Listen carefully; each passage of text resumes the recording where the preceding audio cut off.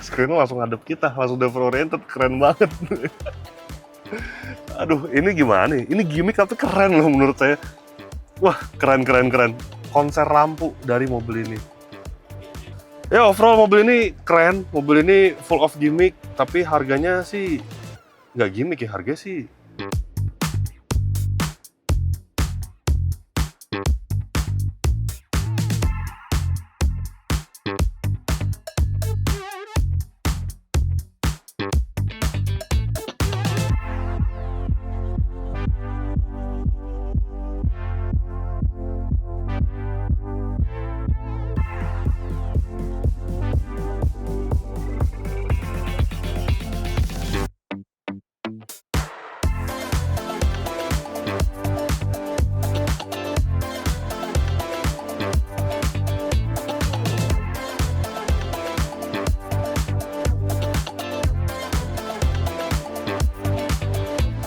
Sejak 2022 itu udah banyak banget brand China yang hadir di Indonesia. Total sekarang hingga tahun 2025 itu sudah belasan, bahkan bisa melewati mobil Jepang banyak ke brand Cina di Indonesia. Dan ada satu lagi brand Cina yang baru hadir di tanah air, yaitu Chang'an. Dan ada dua model yang dibawa, yaitu Chang'an Lumin yang merupakan pesaing dari Wuling REV, dan juga ini dia, Chang'an Deepal SO7. Lantas seperti apa mobil Chang'an Deepal SO7 ini? Yes, jadi kita pelajari dulu ya sejarah atau silsilah dari brand Chang'an itu sendiri. Jadi Chang'an itu sebenarnya mother company-nya di Cina. Dia memiliki markas besar di kota Chongqing, China. Dan dia tuh memiliki beberapa sub-brand sebenarnya. Ada Deepal, kemudian ada Avatar. Avatar dihadirkan sih, tapi masih setir kiri, jadi belum dijual. Nah, jadi kurang lebih itu sama dengan Chery, punya Jeku, punya Omoda, punya Jeku, punya iCar, nah kurang lebih seperti itu. Nah, ini Deepal ini sebenarnya adalah sub-brand dari Chang'an itu sendiri. Tapi di Indonesia karena mereka masih di bawah naungan Indomobil Group, jadi makanya mereka masukkan Chang'an Deepal SO7. Kurang lebih sama dengan GAC Aion. GAC itu sebenarnya punya lagi sub-brandnya yaitu E9, bukan sub-brand sih, maksudnya ada beberapa sub-brand, tapi salah satunya adalah GAC Aion gitu ya. Nah, Deepal SO7 ini memang bisa dikategorikan mobil yang menarik di ajang GJAW 2025 ini. Kenapa? Karena harga jualnya tuh make sense dan bersaing di kelasnya. Jadi dengan dimensi yang segini nih, dia masuk ke compact medium SUV, bukan compact medium SUV, crossover medium SUV gitu ya. Dia tuh bersaing dengan beberapa rival utama EV gitu, seperti ada Hyundai Ioniq 5, itu yang sudah paling lama di Indonesia. Ada juga BYD Lion 7 yang harganya tuh lebih mahal daripada ini sedikit. Ada juga Aion Haptek HT dan juga yang baru juga diluncurkan di Indonesia yaitu Xpeng G6 yang harganya sama persis dengan mobil ini. Yes, karena mobil ini dijual dengan harga 599 juta rupiah. Makin lama EV makin make sense sih harganya, makin menarik gitu. Nah, terus kita lihat soal desainnya terlebih dahulu ya. Jadi desainnya itu memang kalau Deepal ini dia tidak ada desain yang membulat, dia desainnya tuh serba patah-patah gitu ya. Tapi secara overall dia modern, tapi memang apa ya, banyak mobil asal Tiongkok yang desainnya seperti ini. Mobil Tiongkok tuh desainnya memang agak-agak similar gitu semuanya. Terus lampunya seperti ini, lampu LED. Ini lampunya, lampu utamanya di bagian bawah. Ini lampu atas, lampu daytime running light-nya di bagian sini. Kemudian bisa lihat ya, dia di sana patah-patah gitu, agresif banget dan memang ya futuristik banget sih. Kemudian grillnya nggak ada bagi sini karena motor listriknya untuk versi Indonesia ada di bagian belakang, rear wheel drive.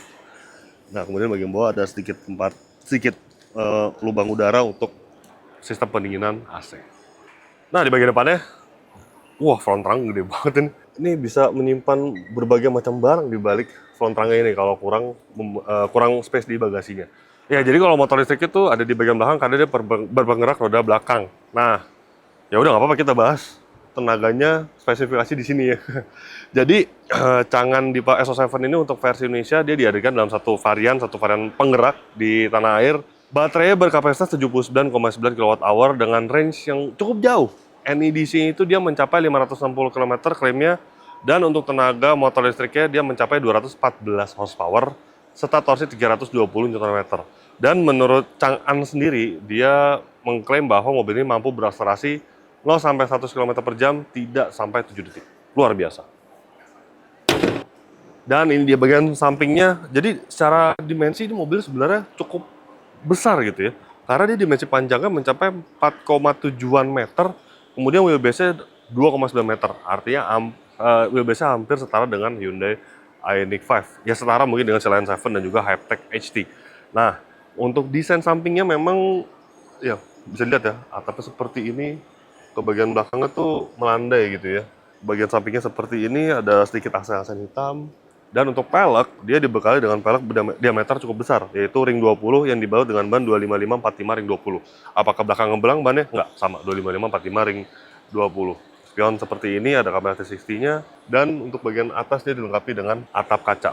Dan yang menarik adalah ini dia. Tuh. Full frameless untuk pintunya. Untuk kacanya. Tuh, depan belakang. Dan untuk ini cukup menarik nih, kacanya dia lancaran Fuyao. Kalau Anda ingat, Fuyao itu adalah kaca yang digunakan oleh merek mobil premium, yaitu BMW. Sama kaca yang dengan BMW nih. Terus juga detail menarik, selain dia frameless, dia ternyata double glass tuh. Jadi rasanya tuh, ya frameless tuh kadang-kadang agak gak kedap ya, tapi mobil ini dipastikan dia lebih kedap dibandingkan frameless yang single glass. Belakangnya, belakang single glass. Oke, kemudian handle pintunya kayak gini, pop up seperti ini. Nggak tahu nih bakal dilanjutin apa enggak ya di China, karena ini kontroversial sekarang kan, dan di China tuh dilarang, nggak boleh lagi menggunakan handle pintu seperti ini. Tapi di Indonesia masih boleh. Dan untuk bagian belakangnya seperti ini, lagi-lagi ada desain patah-patah gitu ya. Jadi kalau overall sebenarnya ini tuh desainnya tuh sebenarnya ya mirip dengan MG4 EV, tapi ini masih jauh lebih besar sih dibanding MG4 EV. Nih lampu remnya kayak gini itu ya. Agak mirip. Kemudian di bagian belakang lampunya LED full, dan ini mobil China banyak banget yang kayak gini, menyambung semuanya. Lampunya di bagian tengah, kemudian ada kamera. Nah, kamera udah 360 mobil ini ya, di spion, di bagian depan juga ada kamera. Di bagian bawah ada ini untuk fog lamp belakang ya. Dipal SO7. SO7 ya, bukan S07. Jadi bukan 0, bukan angka. Kita bagasinya sudah elektrik untuk mekanisme pembukaannya. Oh ya, kemudian untuk ini nih, untuk kaca dia dilengkapi dengan defogger dan juga rear wiper. Nice, karena cukup banyak EV yang nggak punya rear wiper, entah kenapa ya. Nah, untuk bagasi sih cukup luas untuk ukuran SUV dengan panjang 4,7 meter. Tapi kalau dibandingkan dengan apa ya, si Lion 7 Hypertech HT kayaknya lebih luas mereka gitu ya. Tapi dia dilengkapi dengan ini, ada subwoofer di bagian kiri. Nah, di bagian bawah ada tempat penyimpanan lagi, tapi memang bukan tempat penyimpanan yang menjorok ke bagian dalam gitu ya. Jadi ini untuk toolkit dan sedikit tempat penyimpanan tertutup di bagian bawahnya. Port pengisian daya ada di bagian sini, di bagian kiri belakang ya. Ini cukup jarang sebenarnya mobil yang ada di kiri belakang. Itu yang kayak gini tuh MG4 EV yang mirip di kiri belakang. Kemudian sudah CCS 2, bisa fast charging tentunya ya. Paling ya klaim-klaim standar mobil listrik lah, 30-80% tuh tuntas dalam waktu nggak nyampe setengah jam. Dan ini dia bangku baris kedua dari Dipal SO7. Overall, first impression-nya nyaman tuh di belakangnya. Jadi bisa dilihat ya, nih kaki saya tuh tersandar dengan baik untuk pahanya, karena memang cukup banyak gitu mobil EV yang karena dia harus menggendong baterai di bagian lantainya, jadi lantai dinaikkan dan tidak cukup menjorok ke bagian dalam. Di mobil ini enggak. Wah, enak bagian belakang ini. Kemudian ini posisi duduk sudah saya sesuaikan dengan posisi berkendara saya, tinggi saya 170 cm, dan bisa dilihat masih ada ruang yang sangat lega ini. Kemudian headroom, meski dia berpanoramik sunroof, tuh bukan panoramik sunroof sih, tapi ini glass roof. Tapi ini masih bisa dilihat ini sangat luas. Wow, nice. Jok, dia bisa di pelipatan 60-40 ya seperti ini. Tapi memang dia hanya ada satu tingkat kerebahannya, jadi seperti ini saja, nggak fix. Tapi overall ini udah cukup nyaman sih, duduk di bangku baris keduanya. Dan kita lihat kelengkapannya, ada armrest, tuh armrestnya gede, ini ada 2 buah cup holder, ada tempat penyimpanan juga. Dan semakin rileks ketika Anda menggunakan armrest ini, nice sekali. Ya, dia dilengkapi dengan gas roof, kemudian kelengkapan lagi ada ini nih, ada bisa ngatur jok di bagian belakang nih. Di sini nih, tuh. Jadi nggak perlu, tapi hanya maju mundur saja ya. Jadi nggak perlu lagi menyuruh driver Anda untuk, Pak maju dong Pak. Nggak perlu. Harus kayak gini aja. Kemudian ini untuk mengatur buka tutup panoramik glass roofnya. Di sini ada, dan AC juga bisa diatur di sini. Nah, tuh. Bisa individual di bagian belakang, tapi memang hanya satu pengaturan ya, hanya bagian belakang saja, bukan kiri kanan. Tapi ya nggak masalah lah. So far so good. Dan kisi-kisi saya hanya satu, seperti ini. Kemudian, nah untuk speakernya ini tampaknya speaker premium sound ya, tapi bukan aftermarket. Jadi dia mungkin in-house dari Dipal, karena ada subwoofer ya, jadi bisa dipastikan dia audionya premium gitu. Dan untuk buka tutup pintunya dia elektrik semuanya. Jadi ada tombol di bagian sini. Tuh. Tapi memang tidak ada pembukaan manual ya. Nggak ada. Jadi ada tombol seperti ini saja. Tuh. Dan pengaturan kacanya ini juga, ini banyak banget di mobil Cina kayak gini ya. Nih yang kayak gini nih modelnya.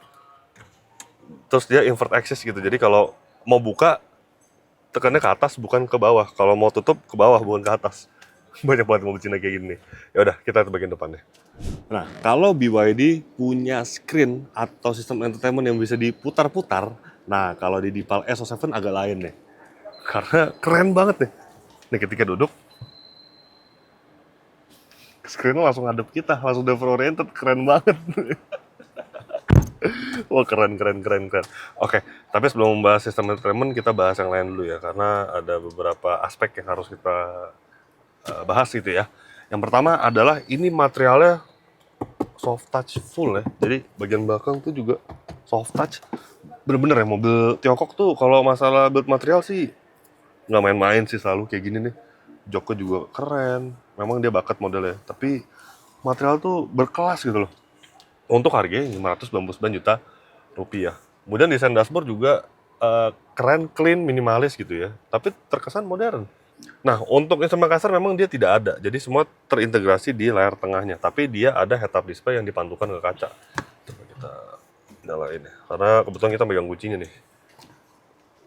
Ini udah aktif sih mobilnya. Kunci seperti ini ya. Nih kuncinya. Kayak gini modelnya. Nah tuh ada head-up display yang dipantulkan ke kaca gitu ya. Nah sekarang kelengkapan yang lainnya ada wireless charger, fast charging ini harusnya. Kemudian tempat penyimpanan ada 2 buah cup holder. AC ini, nah nanti kita akan ulik ya. Jadi kayak AC-nya kisi-kisi itu diatur dari sistem entertainment kayak di BYD Steel. Kemudian nih untuk center konsolnya gede banget dan dia bisa ada pendinginnya gitu, ada penyejuk. Jadi kalau misalnya mau minum, tinggal masukin sini, minumannya cukup sejuk ya, nggak sampai tahap dingin sih. Dan untuk transmisinya ada di bagian sini, bukan transmisi sih, tuas penggerak. RND-nya di sini pokoknya. Dan termasuk cruise controlnya ya. Ini kayak di Hypertech HD kayak gini. Sign-nya di bagian kiri. Kemudian ini untuk mengaktifkan kamera 360. Di bagian sini ada berbagai tombol. Ini ada favorite tombol. Kemudian untuk mengatur informasi ada di bagian sini nih. Bukan mengatur informasi, mendisplay informasi di layar sistem entertainment. Karena ya ini mobil Tiongkok banget sih. Mobil modern Tiongkok banget. Buttonless. Buttonnya hanya di bagian sini, di bagian setir, di bagian atas untuk membuka dan menutup panoramik. Udah itu doang. Tombol sama ini nih tombol untuk buka tutup pintu juga kayak gini. Oke. Sekarang kita bahas untuk posisi berkendara dulu, karena kayaknya nih sistem entertainmentnya agak banyak nih. Nah, jadi belakang kita bahasnya. Nah, untuk posisi berkendara ini enak, ergonomis, semuanya bisa diatur secara tilt dan teleskopik secara luasa. Oh ya, bisa dilihat masih manual, tapi untuk joknya dia bisa diatur secara electrical dan sudah memory seat. Nah, overall oke banget posisi berkendaranya. Kemudian visibilitasnya juga nice, nggak jadi masalah. Dan detail menarik nih, ini ada gambar kota nih. Ini banyak banget ditemuin nih juga di mobil-mobil modern. Kalau ini bisa dipastikan ini adalah kota Chongqing. kota kelahiran dari Chang'an. Kalau di Geely itu kotanya Hangzhou. Kalau mobil Chery gitu misalkan ada ambang kotanya itu kota Wuhu. Udah gitu-gitu aja sih sebenarnya kalau mobil Tiongkok. Nah, kita masuk ke pembahasan yang paling rumit dari mobil ini, yaitu soal sistem entertainment-nya. Yes, ini sistem entertainment yang mobil Tiongkok banget. Banyak gimmicknya, beneran. Nggak sih, tapi semua pengaturan ada di bagian sini. Yang pertama seperti mode berkendara, ada 3 di sini. Oh nggak, lebih eco, comfort, sport, customize.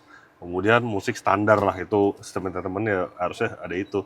Kemudian ada ini informasi seperti baterai, range, total mileage. Nah, sekarang kita masuk ke pengaturan terlebih dahulu karena ya itulah. Oh, untuk buka bagasi di sini, untuk mengaktifkan wiper belakang juga di bagian sini. Jadi bukan di tuas sini ya, wipernya. Kita bahas dulu yang pertama pengaturan, karena banyak sekali lampu semua diatur di sini. Jadi kalau lampu kami sarankan menggunakan auto saja udah. Kemudian rear fog light, smart main beam, ambient light diatur juga di sini. Ambient light-nya bisa diatur by drive mode, bisa menggunakan bisa mengikuti musik rhythm, dan juga bisa menyesuaikan dengan kecepatan kendaraan. Kemudian auxiliary light, welcome lighting, dome lights, ya semua diatur di sini. Control. Oh, wiper juga di sini ternyata. Oh, ini buat apa ya? Oh gitu. Wiper low speed, high speed, auto. Rear wiper off on. Jadi ada shortcut di sini, ada juga di bagian pengaturan. Sunshade atau panoramic glass roof-nya juga bisa diatur sini. Tailgate. Nah, shortcut-nya di sini, tapi di sini juga bisa diatur. Ketiganya bisa diatur di sini. Kemudian rear left door child lock di sini juga ada. Car finding notification, dah langsung ke cabin. Nah, ini dia nih. Ini yang juga ditemukan di Hypertech HT. Jadi waktu itu saya coba mobil itu di gang gitu ya.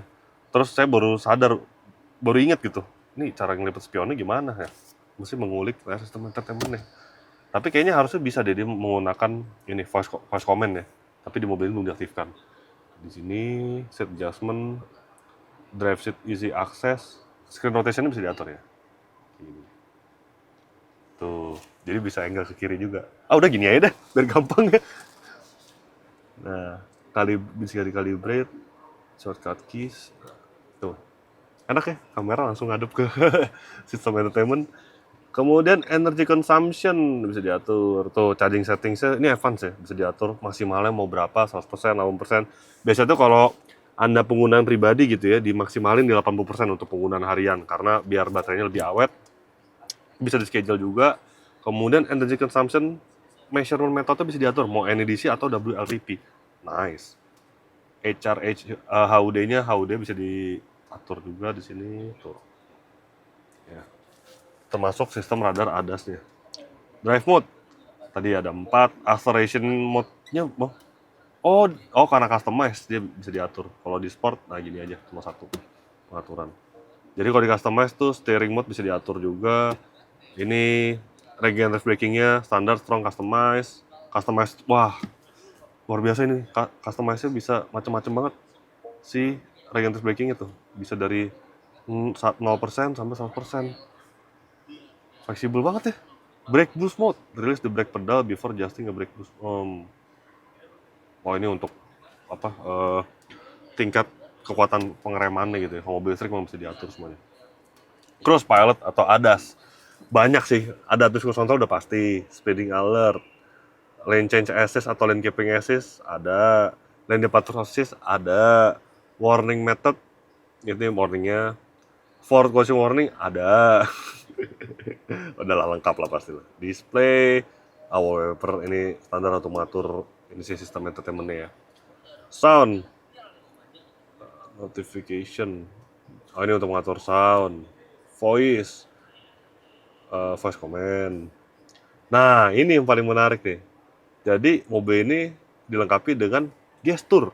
Nah, gestur ini dulu tuh adanya tuh di mobil BMW gitu ya. Sekarang masih ada nggak BMW? Ada, tapi yang top of the line-nya aja, yang flagship-nya aja. Kalau yang seri 3, seri 5 udah nggak ada. Tapi di mobil ini itu gesturnya tuh lebih lengkap gitu. Nah, mobil dilengkapi dengan kamera di sini nih. Kalau mau selfie, ada gesturnya. Do The V gesture facing the camera for 2 seconds.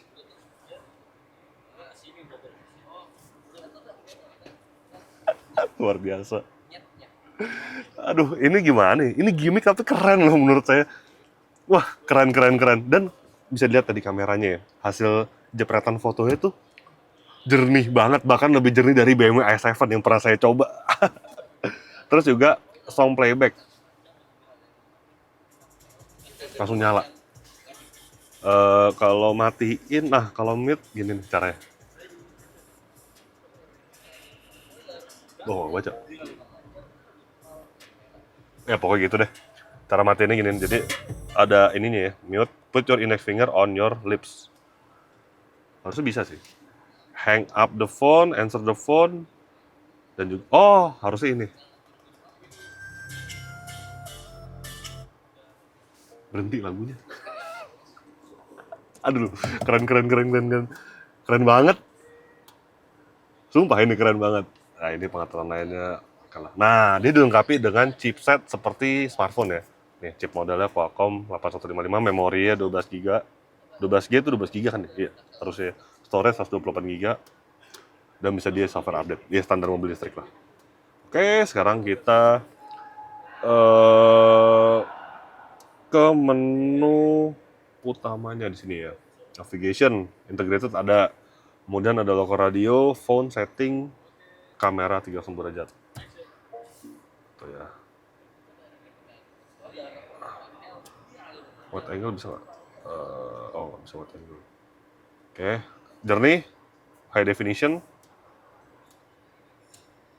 dashcam. Oh, jadi dia selain kamera 360 dia juga bisa berfungsi sebagai dashcam.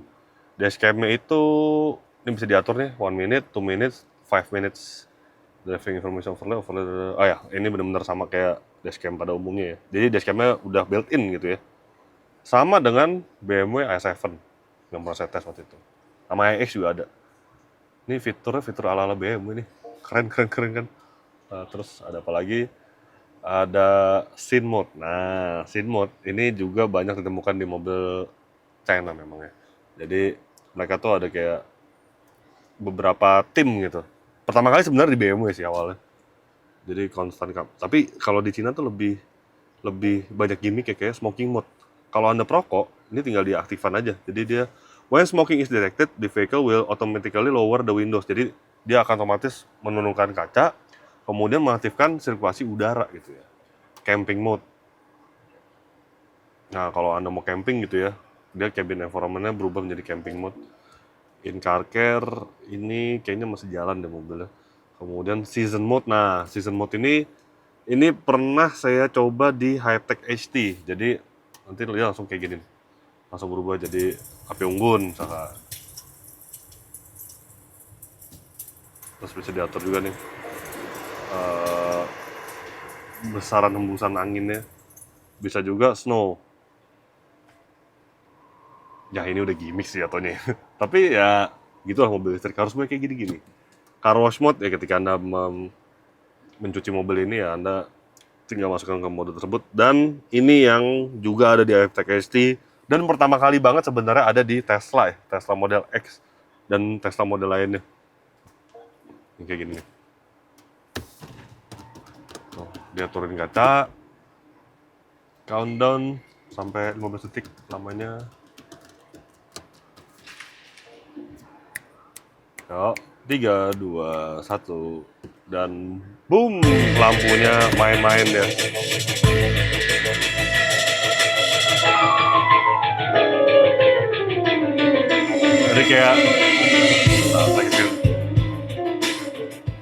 Jadi kayak penampilan lampu, konser lampu dari mobil ini. Gimmick, tapi lucu.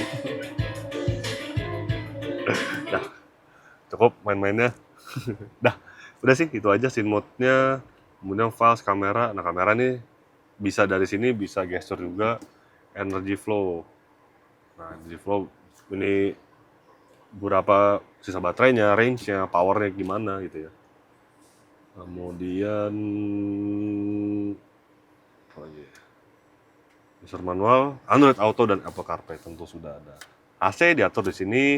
Coba kita atur untuk kisi-kisi AC bisa, harusnya bisa karena ini nggak ada aturan manual ya. Gimana ya? Smart. Oh, di sini nih. Nih, diatur sini nih. Tuh. Ini ke atas, ini ke bawah. Tuh. Ini agak gimana gitu ya. Karena pertama kali saya mencoba itu di BYD Seal dan gampangan manual sih tetap.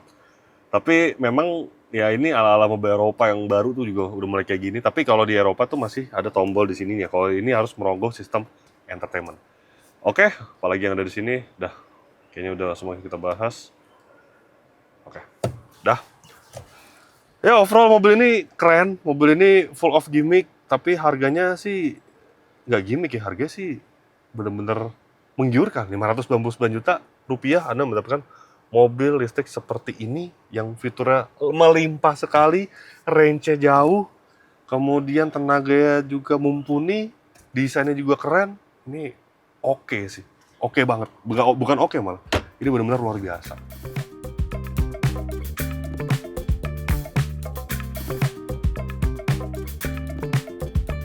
Oke, jadi begitulah hasil video first impression kami terhadap Deepal SO7. Klik like jika Anda menyukai video ini, subscribe bila Anda belum, dan jangan lupa juga untuk isi kolom komentar di bawah. Main juga ke website kami di www.autodriver.com, dan jangan lupa juga untuk download aplikasi kami di Google Play Store. Terima kasih sudah menonton video ini, dan sampai jumpa di video-video kami selanjutnya. Bye-bye!